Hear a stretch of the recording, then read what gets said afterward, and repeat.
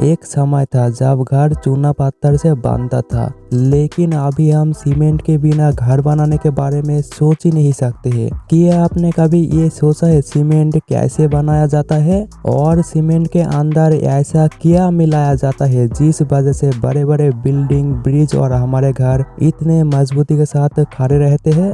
आज की इस वीडियो के अंदर मैं आपको फैक्ट्री के अंदर सीमेंट कैसे बनते हैं यही बताने वाला हूँ। तो चलिए शुरू करते हैं आज की हमारी ये वीडियो। सीमेंट कैसे बनते हैं ये तो हम जानेंगे ही, लेकिन सबसे पहले हम ये जान लेते हैं कि सीमेंट को किसने आविष्कार किया था। 1826 साल में विलियम एबडेन नाम की एक व्यक्ति ने इंग्लैंड में सीमेंट बनाया था। अभी हम जानते हैं इंडिया में सीमेंट कहाँ बनाया गया था। 1904 साल में गुजरात की पोरबंदर के अंदर पहली बार सीमेंट की फैक्ट्री बनाया गया था, लेकिन कुछ कारणों की वजह से ये फैक्ट्री बंद हो गया था।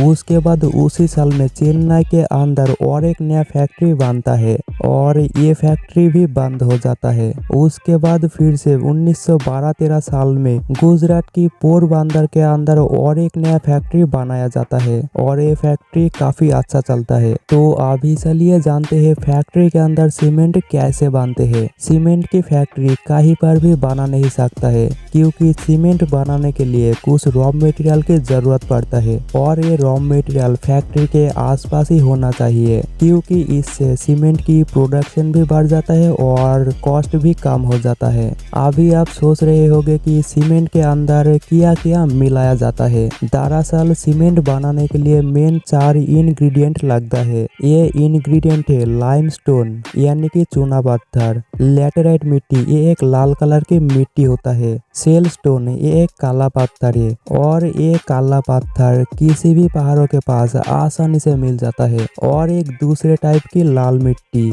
और उसी के साथ सिलिका और एल्यूमिनियम भी यूज किया जाता है। सीमेंट बनाने में कोल की भी जरूरत पड़ता है, लेकिन ज्यादा नहीं, बस थोड़ा सा। 1 टन सीमेंट बनाने में सिर्फ 250 ग्राम ही कोल लगता है। सबसे पहले चूना पत्थर पहाड़ों से तोड़ के फैक्ट्री तक ले जाया जाता है। उसके बाद उस 4 मेन रॉ मटेरियल को क्रैशिंग मशीन के अंदर डाल दिया जाता है। उसके बाद सब रॉ मटेरियल छोटे छोटे पत्थर बन के बाहर निकलता है। फिर सब रॉ मटेरियल को अच्छे से मिक्स किया जाता है। उसके बाद उस मिक्सर को एक बड़े से भट्टी के अंदर 1450 डिग्री तापमान पर कुक किया जाता है। उसके बाद ये मटेरियल और भी छोटे बन जाता है। फिर उस मटेरियल को कूलर के अंदर डाल दिया जाता है 70 से 80 डिग्री टेम्परेचर के अंदर। उसके बाद उस मटेरियल को एक ग्राइंडर के अंदर डाल के मैदे की तरह पीसा जाता है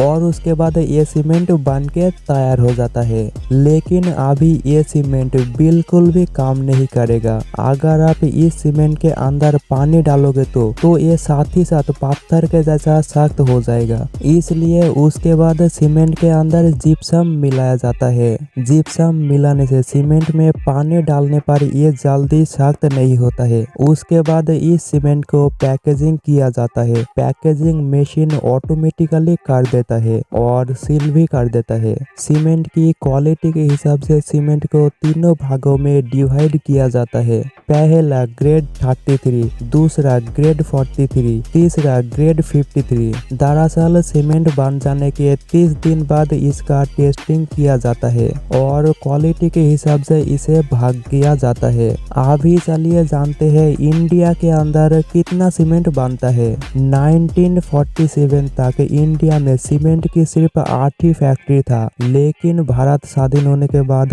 और भी सीमेंट की फैक्ट्री बनता है और अभी भारत पूरी दुनिया की 8% सीमेंट बनाता है, यानी कि भारत सीमेंट बनाने में दूसरे नंबर पर है और पहले नंबर पर चीन आता है। भारत यूएसए, बांग्लादेश, नेपाल, श्रीलंका और भूटान को सीमेंट एक्सपोर्ट करता है।